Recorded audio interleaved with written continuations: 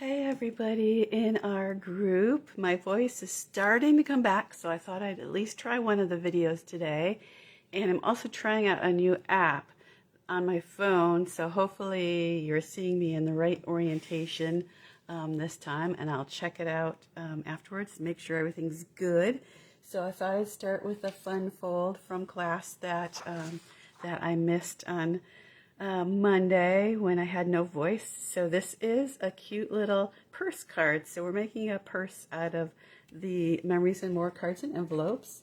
And so we're going to do a little cutting. Oh, I'll show you what it looks like first. So cute little purse card with ribbon, closed by Velcro, and then it opens up like that. So you could use it for a card, Mother's Day maybe, or put a little treat in it, something fun. So me clear my throat and then get started, so because we're going to do some cutting. All right, so you could do this with any size card and envelope. So I'm just doing the Memories and More, but if you had a different size, just work with the dimensions and try to figure out the best way to do it. So we're kind of working backwards this time. So we're going to have the opening of the card on the bottom, and then our top is going to be narrower. So what I'm doing is putting the bottom right on the cutting edge, and then the top corner that's open is going to be on the 1-inch mark, and then I'm going to cut that off like that, and then I'm going to do the same thing on the other side. So the fold is on the bottom, and then the top corner is going to be on the 1-inch mark, and hopefully I'll do it this time. When I was first practicing, I got things a little mixed up because I tend to do that, but anyways, I have them right now. Okay, so then on the inside, we're going to do something fun with those pieces. We're gonna glue them down, but first of all, I have the cutter out here. Let me get the purse top done, and we're going to do the exact same thing. I've got, let's see, we've got 4 1/4 by 5 inches, so it's a little bit different than your typical layer, and that's scored at 2 1/2. All right, so same thing. We're going to accept at this time 3/4 inch. So the fold is going to be in the groove, and then the top part in the 3/4 inch, and then flip it and do the same exact thing. Top in the 3/4. All right, and I've got all my little scrap pieces there. Okay, now we can put the cutter away.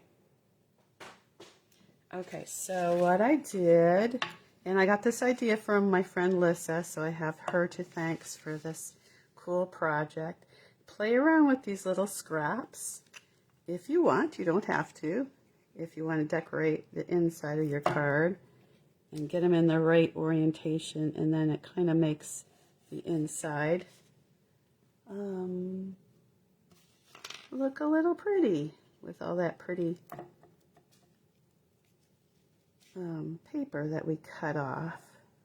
And if you wanted to, I know Carol did this at the in-person class, you can even add those other little pieces on the inside on top as another layer. So just another idea, because you know we like to use our scraps.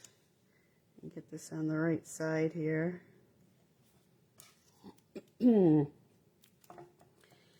Still got a little frog in my throat, but feeling fine. Just that little touch of laryngitis, and it does not help that the tree pollens are going crazy this time of year.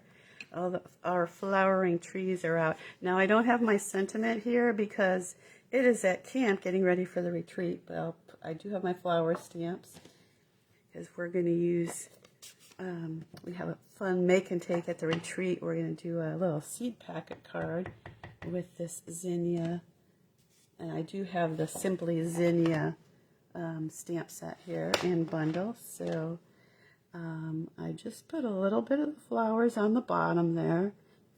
That's a nice big stamp, but I'm just using a little piece of it.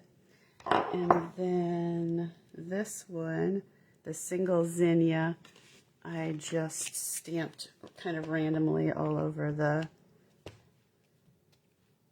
other part of the purse, the top part.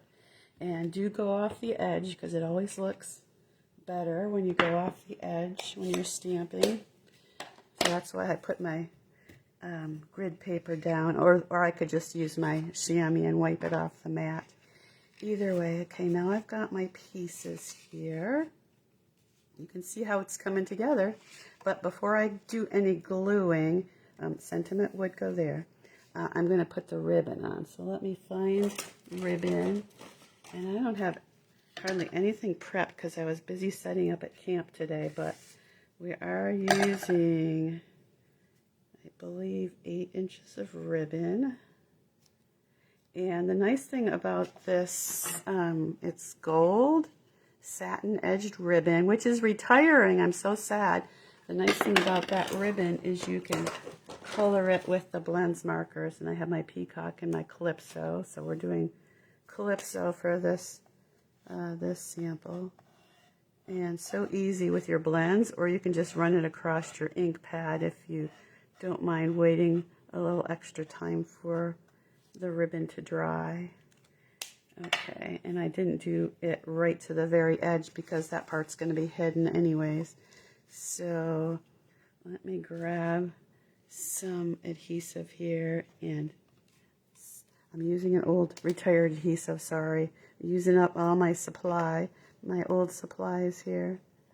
I'm going to put a little adhesive. It's just the tape runners are so much better, I think, for adhering ribbon than the liquid glue, which I usually use on projects. So we'll smash that down there, and there I've got my top. And now when I put my card on top of that, it hides that ribbon so nicely, hides the edges. So let me just put that across.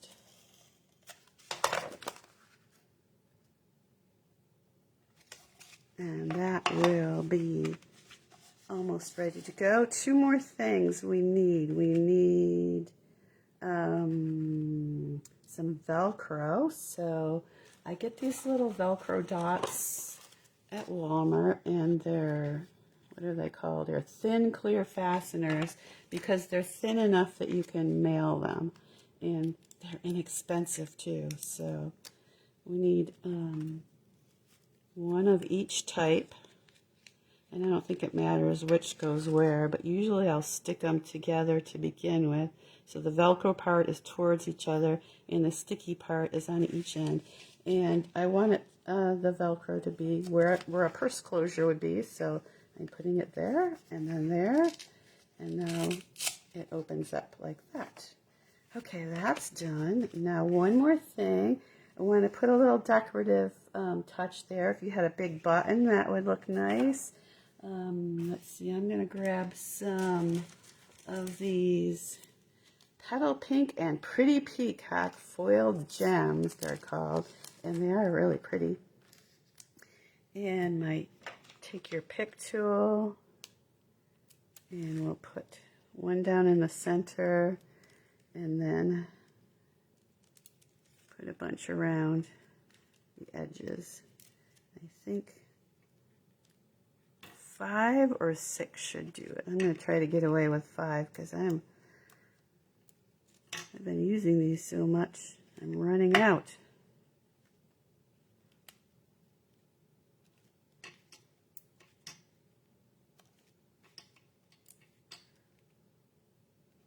Yeah, I think I'm going to have to squeeze 6 in there to have it look good, because I used the big one in the middle. If I used the small one in the middle, maybe I could have gotten away with 5. And there you go. Isn't that so cool? So opens like that. Sentiment will go down there. And then there's my sample in the Pretty Peacock as well. And I did one for Easter. This was actually the first one I did with the Easter lilies, which is not available anymore. But I actually did my sentiment. Oh, I did 2 sentiments, one up there and one down here. But you can see how this would make a cute Mother's Day card as well. So put a Happy Mother's Day sentiment. Maybe I'll leave this one blank so I can put Happy Mother's Day in there. Anyways, hope you enjoy this project. And if my voice is sticking with me, I'll head on to the next one. Happy crafting.